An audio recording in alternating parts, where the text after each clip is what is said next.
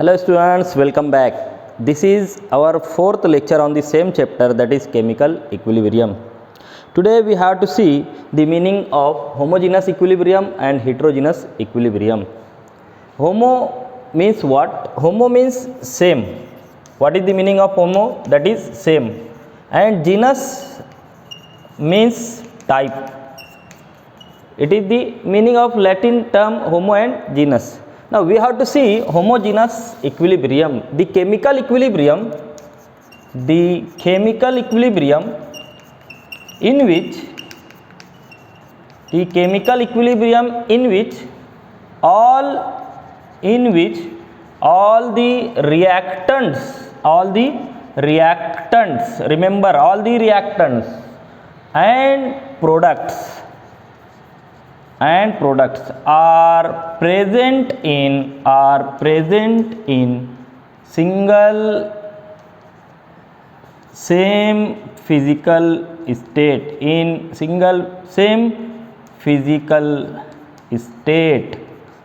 another word, this is called the all chemical equilibrium in which all the phase of the product and reactant are same. Phases of the reactant and products are same. For example, we have to see the example of homogeneous equilibrium. First example, if we decompose HI, hydrogen iodide gas, in the closed container, अगर हम closed container में, जैसे यहाँ पर इस closed container में हमने ले लिए HI और उसको हीट कर रहे हैं, हम डिकम्पोज कर रहे हैं, तो it is in equilibrium with, किसके इक्विलिब्रियम में आ जाता है ये? Hydrogen gas and iodine vapour. This is a homogeneous equilibrium है. ये रेट ऑफ फॉरवर्ड और रेट ऑफ बैकवर्ड इक्वल है और सबका फिजिकल स्टेट क्या है, गौर से देखना है, that is gas.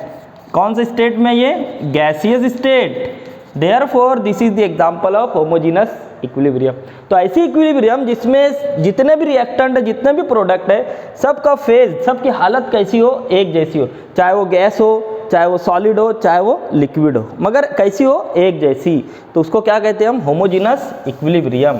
Second example अगर इसकी देखिए हम, एग्जांपल नंबर सेकंड, तो यहाँ पर फॉर्मेशन ऑफ अमोनिया बता सकते हम, that is H2 gas plus N2 gas, it is in equilibrium with NH3 gas, formation of ammonia. इसको बैलेंस कर देना है. N2 है तो 2 इस तरफ लग जाएगा, तो हाइड्रोजन 6 हो गया, तो यहाँ पर इसको 3 से मल्टीप्लाई करना. तो यहाँ पर भी देखना है, that is all the reactants and products are in single phase. तो क्या रहेगा यहाँ पर? These are present in same phase. Phase यानी वही फिजिकल स्टेट और हालत जिसको कहते हैं. क्या कहते हैं इसको? हालत. एक हालत में हो. Okay, clear. Now see the heterogeneous. Hetero means different. Hetero का मतलब होता है different. Here in this equilibrium, chemical equilibrium, the physical state of here in this equilibrium, physical state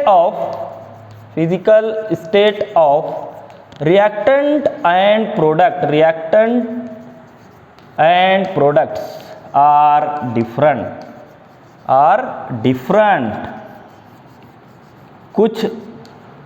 कुछ रिएक्टेंट अगर गैस में है तो प्रोडक्ट हमको सॉलिड भी मिल सकता है, लिक्विड भी मिल सकता है. तो इसकी भी एग्जांपल अगर देखते हैं हम इस तरह, फॉर एग्जांपल फर्स्ट, अगर हम मिक्स करते हैं HCl gas plus NH3 gas, ammonia gas, it is reacted with HCl in close container. Remember equilibrium equation, these are done in close container. अगर कंटेनर ओपन है तो गैस जो है उड़ सकती है, स्केप हो सकती है इन्वायरमेंट, तो क्लोज कंटेनर में ही करना है, तभी इक्विलिब्रियम मिलता है.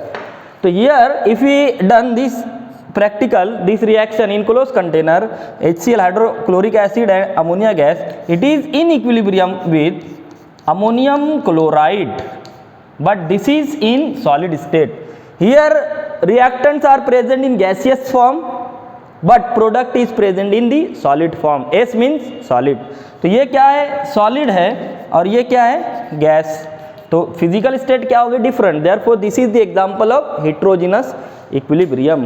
इसकी सेकंड एग्जांपल अगर देखते हम तो कैल्शियम कार्बोनेट का डीकम्पोजिशन भी बता सकते हैं हम। What is the decomposition of calcium carbonate?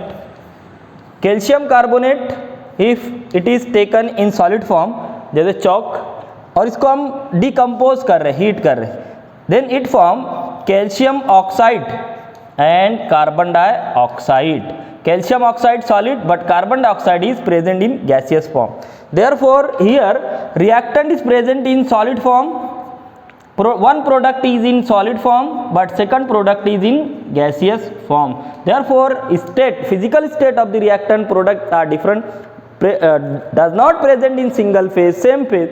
Therefore it is the example of heterogeneous equilibrium. तो एक सिंगल वर्ड में भी लिख सकते इसको, homogeneous equilibrium means all the reactants and products are present in same phase. Heterogeneous equilibrium, all the reactant and products are not present in single phase. Clear? Note down कर लेना इसको, note कर लेना इसको फौरन।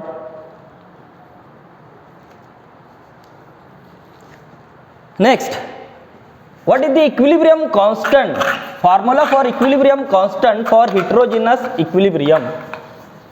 इससे पहले वाले वीडियो में हम देख चुके हैं formula for Kc and Kp, उसी इंफॉर्मेशन को यहां पर यूज करना है। तो क्या देखना है हमको, equilibrium constant for heterogeneous equilibrium. Equilibrium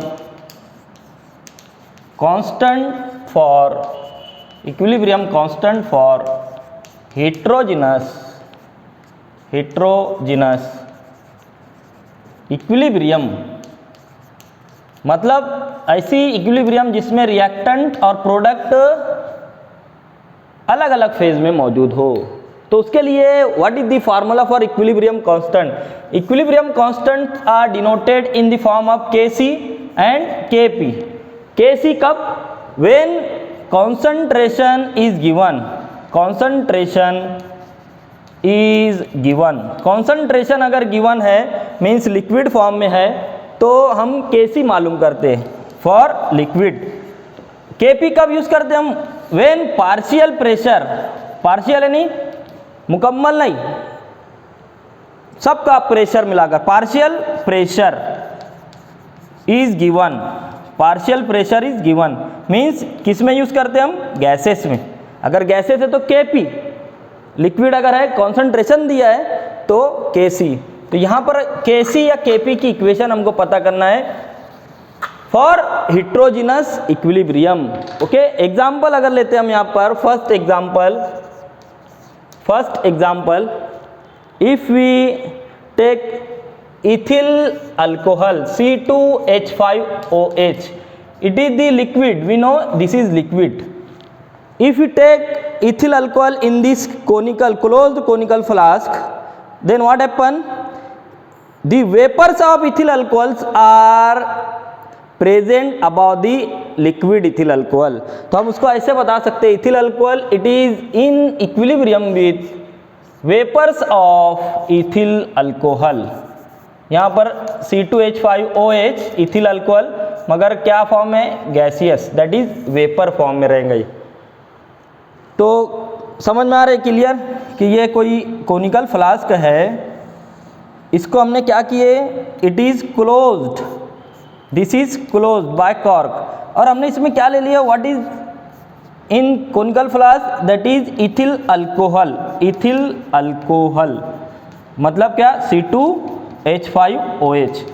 अब कुछ मॉलिक्यूल जो है सरफेस के वो किस में कन्वर्ट हो जाते हैं, because it has very low boiling point, therefore most of the ethyl alcohol molecule are converted into vapour form में, गैसियस फॉर्म में आ जाते हैं।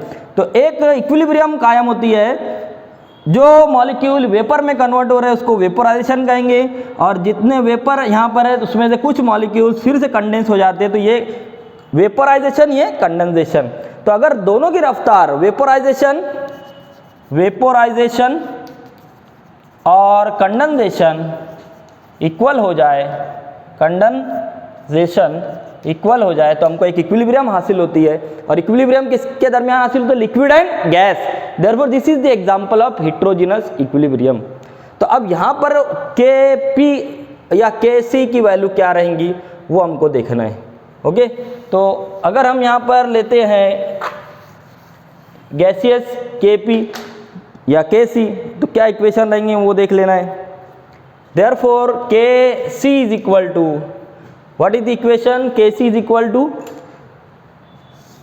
According to law of mass action, इससे पहले हम देखें Kc the product of the molar concentration of product. जितने प्रोडक्ट रहेंगे राइट हैंड साइड में रहेंगे उसको ऊपर लिखना है, न्यूमरेटर में लिखना है। तो यहाँ पर सिर्फ एक ही प्रोडक्ट है C2H5OH, कौन से फॉर्म में?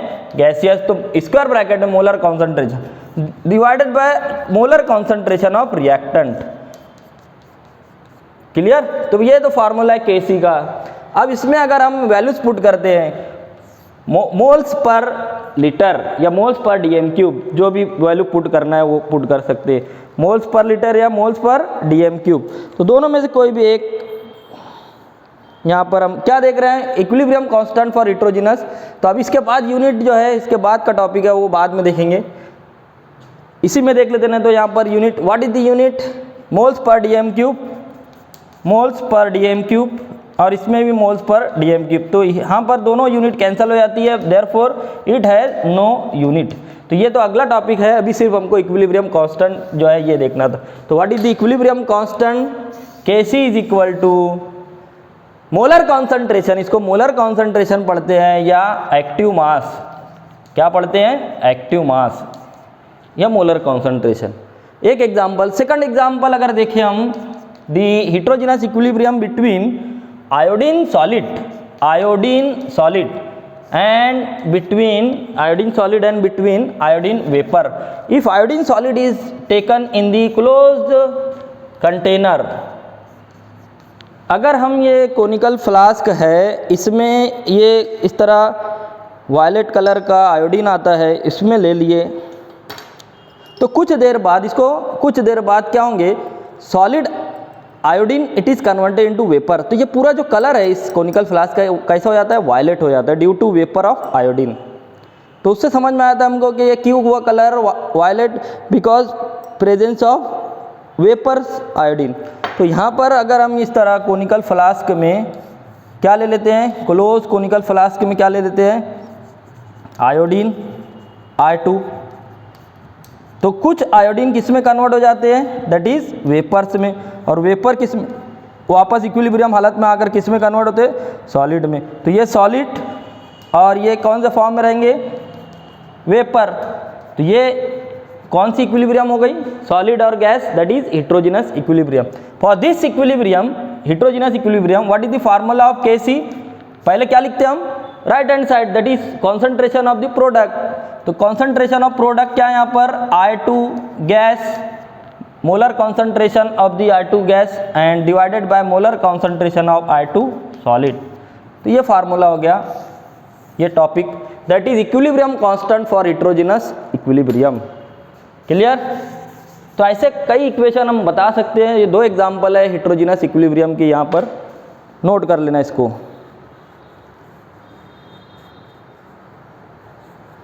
अब एक चीज़ याद रखेंगे दोनों में, ये तो फार्मूला लिख चुके हम, मगर एक इम्पॉर्टेंट चीज़ याद रखना है, for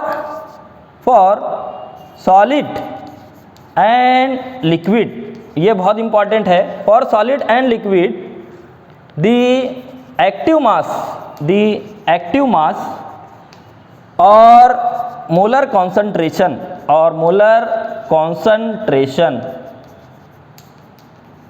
is taken as constant, ये बहुत इंपॉर्टेंट, टेकन एज कांस्टेंट और यूनिट वैल्यू। तो यहाँ पर क्या हो जाएगा? देयरफॉर ये लिक्विड जो है, molar concentration of C2H5OH liquid it is equal to 1। Therefore Kc is equal to molar concentration of C2H5OH in gaseous form. तो सिर्फ ये बचता है हमारे पास, क्योंकि हमने डिनोमिनेटर की वैल्यू 1 रख दिए, तो ये Kc इज इक्वल टू किसके बराबर हो गया, active masses of the only product. तो ये बहुत इंपॉर्टेंट है, ये जो स्टेटमेंट है कि अगर होमोजेनस इक्विलिब्रियम हेट्रोजेनस इक्विलिब्रियम है और उसमें कोई लिक्विड है या सॉलिड है, तो उसका कॉन्सेंट्रेशन एक रखना, कुछ चेंज नहीं होता, मतलब मामूली चेंज होता है तो उसको निग्लिजिबल कंसीडर किया जाता है, उसको कांस्टेंट माना जाता है कॉन्सेंट्रेशन। उसी तरह यहाँ पर भी क्या बता सकते हैं हम, since concentration of molar concentration of iodine solid is 1, that is क्या बता सकते हैं, दैट इज कांस्टेंट।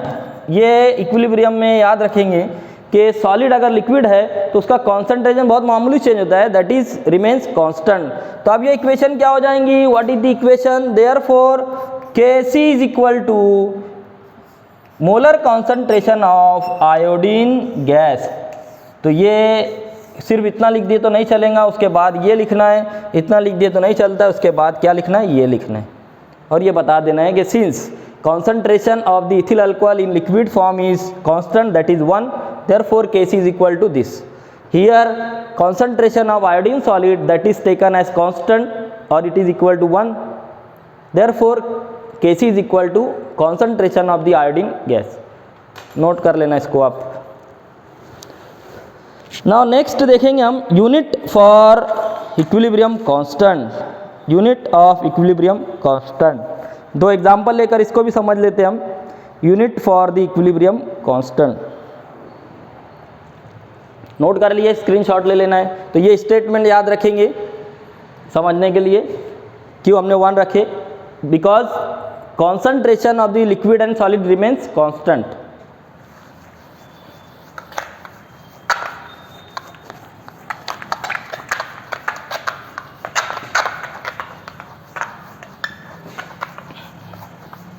क्या देखना है अब हमको, next topic, that is equilibrium, unit for the equilibrium constant, unit of equilibrium constant, unit of equilibrium constant. Remember equilibrium constant की यूनिट जो है वो डिफरेंट होती है फॉर डिफरेंट इक्विलिब्रियम। तो क्या लिखना है यहाँ पर, unit of equilibrium constant, unit of equilibrium constant depends on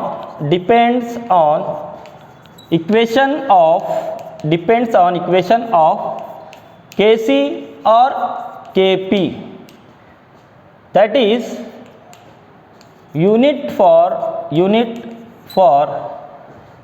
equilibrium constant, unit for equilibrium constant is different for different equilibrium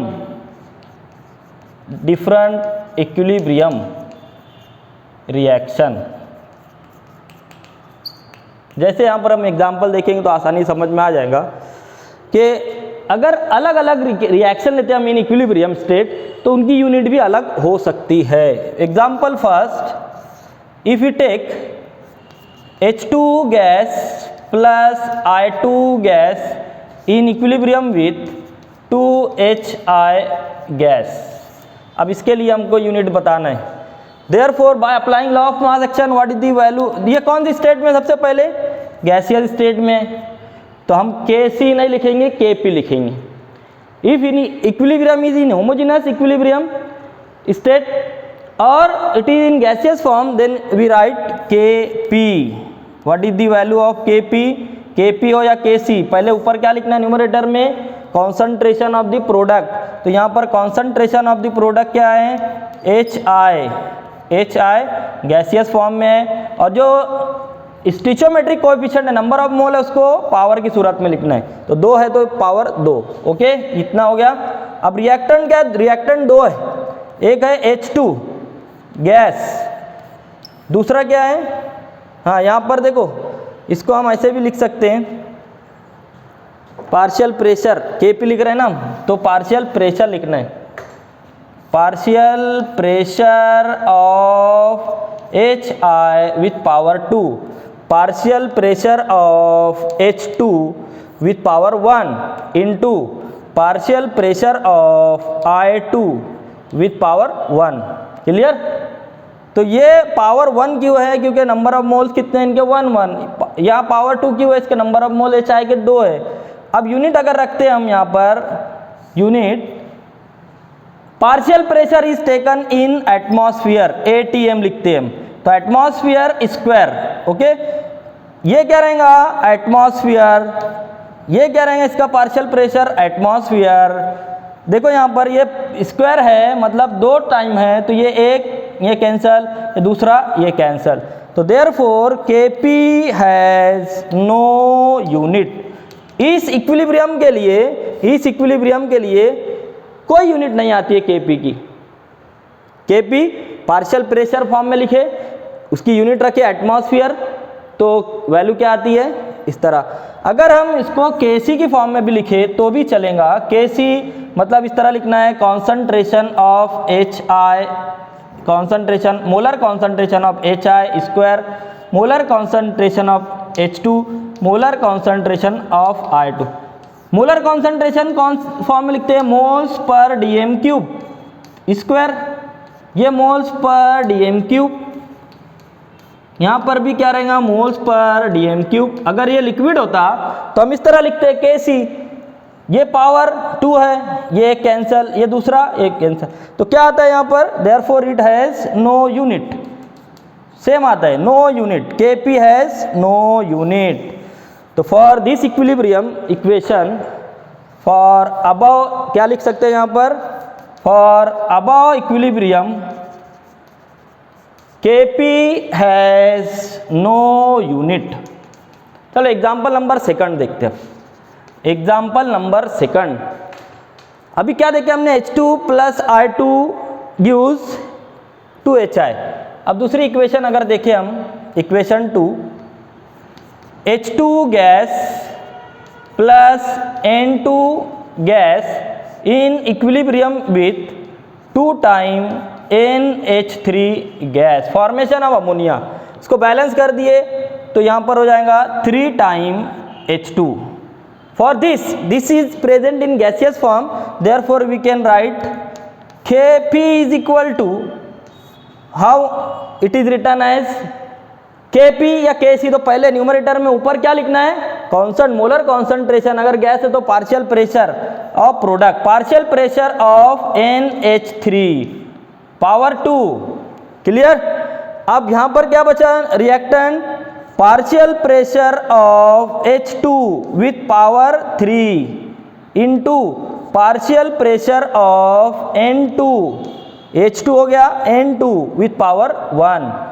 unit रख देना है। आप पार्शियल प्रेशर किस में लेते हैं हम? एटमॉस्फेयर में, ये स्क्वायर, यहाँ पर भी क्या लेना है? एटमॉस्फेयर विथ पावर 3, ये भी क्या रहेगा? एटमॉस्फेयर में विथ पावर 1। अब देखो ऊपर एटमॉस्फेयर 2 टाइम है स्क्वायर, यहाँ पर ये 3 और 1 मिलाकर 4 हो जाते, तो क्या बचा अब यहाँ पर? ये तो 2 कैंसिल हो जाएंगे इसमें से, ये इसमें से 2 कैंसिल, तो बचा अब नीचे यहाँ पर 4 में 2 बचा, तो मतलब क्या बचा यहाँ पर? एटमॉस्फेयर पर स्क्वायर। क्या बच रहा है यहाँ पर? एटमॉस्फेयर पर स्क्वायर। तो ये यूनिट आती है। तो for above equation, for above equilibrium equation, unit for Kp is क्या रहेगा? एटमॉस्फेयर पर स्क्वायर। नोट कर लेना, ये 2 एग्जाम्पल के हमने बता दिए। What is the unit for equilibrium constant? तो इक्विलिब्रियम कांस्टेंट की यूनिट जो है मुख्तलिफ हो सकती है मुख्तलिफ इक्विलिब्रियम के लिए। इसके लिए कोई यूनिट नहीं है Kp या Kc की, मगर इसके लिए क्या आता है? पर एटमॉस्फेयर। ये पार्शियल प्रेशर में देखे हमने, तो इसको नोट करेंगे। आखिरी टॉपिक बचा इस वीडियो का, characteristic of the equilibrium constant, ये नोट करना है।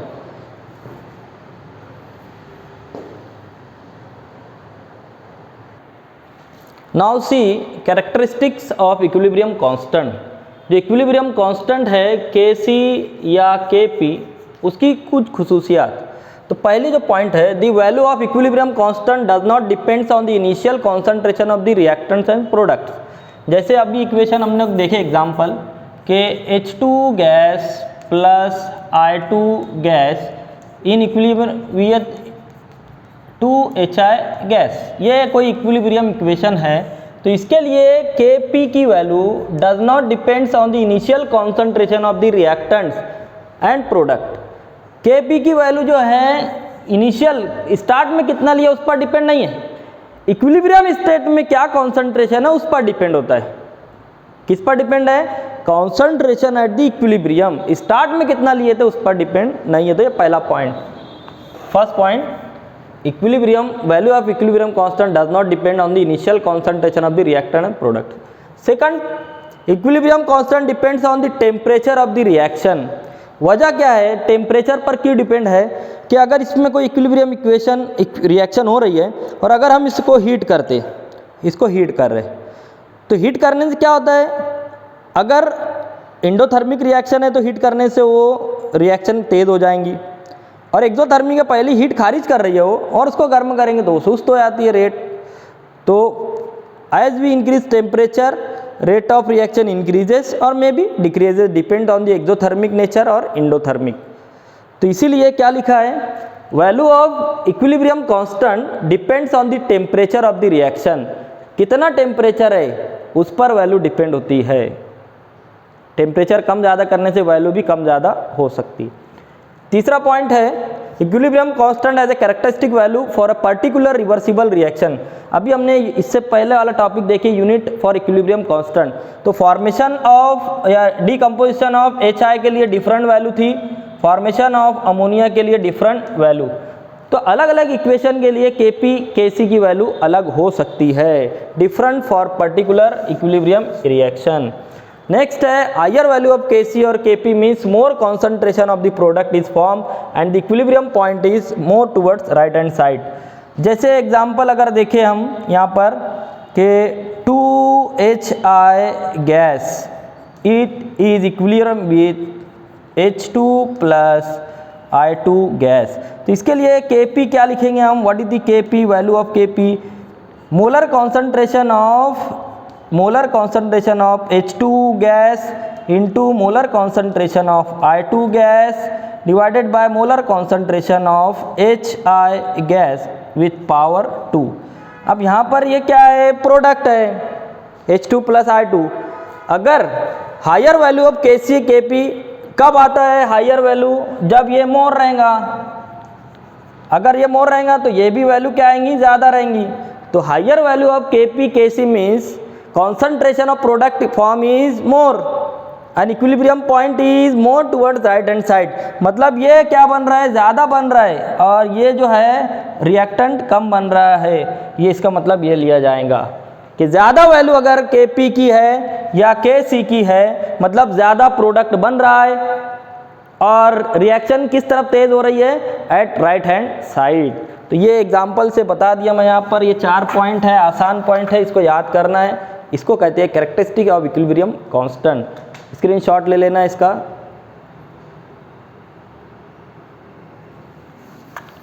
ना एक आखिरी एक रीज़न पूछता है, वो क्वेश्चन देख लेते हैं हम और इस वीडियो को क्लोज करते हैं। रीजनिंग क्वेश्चन आता है एक। What is the question? Question is why chemical equilibrium is called, chemical equilibrium is called as dynamic in nature, not static. Why? तो एक रीजनिंग क्वेश्चन आता है कि केमिकल इक्विलिब्रियम ये डायनामिक होता है। डायनामिक यानी इन मोशन, इसका मीनिंग पहले याद रखना है। डायनामिक यानी क्या? In motion. हरकत में, नॉट ए स्टैटिक, स्टैटिक यानी रुका हुआ, रुका हुआ। तो इसमें आंसर में कुछ पॉइंट लिख देना है यहाँ पर। तो पहला point, at chemical equilibrium state the rates of, at chemical equilibrium state, chemical equilibrium state, at chemical equilibrium state हालत में, the rates of forward, rates of forward and backward reactions are, and backward reactions are same. पहला point तो ये लिखना है कि at equilibrium state the rates of the forward and backward reactions are same, and concentration, and concentration of, concentrations of reactants, reactants and products reaches constant value, constant value यानी at equilibrium concentration of reactant और product constant हो जाता है, उसका concentration अब तब्दील नहीं होता। And reaction and both forward and both reaction and both forward and backward reactions continues जारी रहती है, continues with same rate, रुकती नहीं है, रिएक्शन जारी रहती है। जैसे हमने यहाँ पर देखे कि H2 plus I2 gas, it is in equilibrium with 2HI gas. तो एट इक्विलिब्रियम ये दोनों की रफ्तार, ये भी रेट जो है फॉरवर्ड की रेट और बैकवर्ड की रेट या रिवर्स की रेट दोनों इक्वल हो जाती है, और ये रुकता नहीं है, रिएक्शन जारी रहती है, कंटिन्यू रहती है। तो इसी को कहेंगे हम डायनामिक, नॉट स्टैटिक। इसको ये पॉइंट बता देना है रीजनिंग में, और इसको एनालॉजी के तौर पर अगर समझे हम तो कई एग्जाम्पल देकर बता सकते हैं। पहली एक एग्जाम्पल, अगर हम ये एक टैंक लेते हैं, वाटर टैंक लेते हैं, और इसमें नल के ज़रिए पानी भरते हम, जितना ये नल है, जितना वाटर हम ऐड कर रहे हैं, जितना वाटर हमने ऐड किया इस टैंक में, ओके, उतना ही अगर हम यहाँ से रिमूव कर दें, उतना ही क्या कर रहे हैं हम, वाटर रिमूव कर रहे हैं। यहाँ से क्या कर रहे हैं, ऐड कर रहे हैं हम वाटर, और यहाँ से क्या कर रहे हैं हम, रिमूव कर रहे हैं। ओके, तो क्या होगा, what happen, the level of water in tank become constant. एक एनालॉजी है कि पानी की टैंक है, जितने स्पीड से हम पानी ऐड कर रहे हैं उतनी स्पीड से हम पानी खारिज भी कर रहे हैं नीचे से। तो लेवल क्या रहेगा इस टैंक में, इट बिकम कांस्टेंट। उसी तरह इक्विलिब्रियम है कि जितना फॉरवर्ड डायरेक्शन में जितनी तेज़ी से हो रही रिएक्शन, बैकवर्ड भी उतनी तेज़ी से, मतलब कांस्टेंट हो जाता है रिएक्शन का, रिएक्टेंट का कॉन्सेंट्रेशन और प्रोडक्ट का। हमको क्या समझ में आता है, ये रुक गई है रिएक्शन, मगर रिएक्शन जारी रहती है, जैसे कि हम ये अमल कर रहे हैं।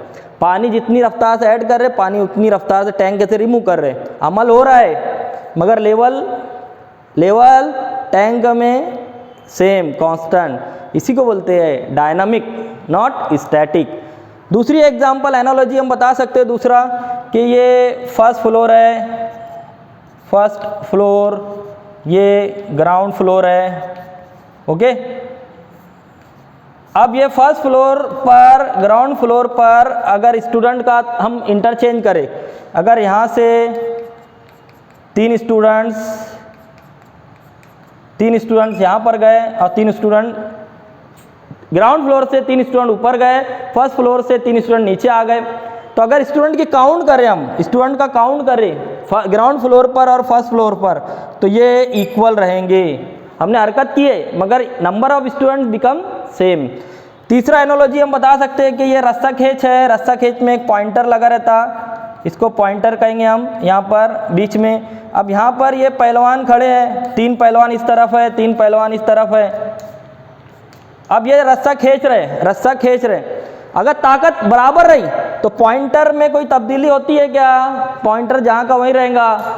टग ऑफ वार जिसको कहते हैं हम, टग ऑफ वार रस्सा खींच में। तो टग ऑफ वार में अगर ताकत हम बराबर लगाते हैं, ताकत लगा रहे हैं हम, अमल कर रहे हैं, डायनामिक है, मगर पॉइंटर क्या रहेगा? सेम जगह पर रहेगा।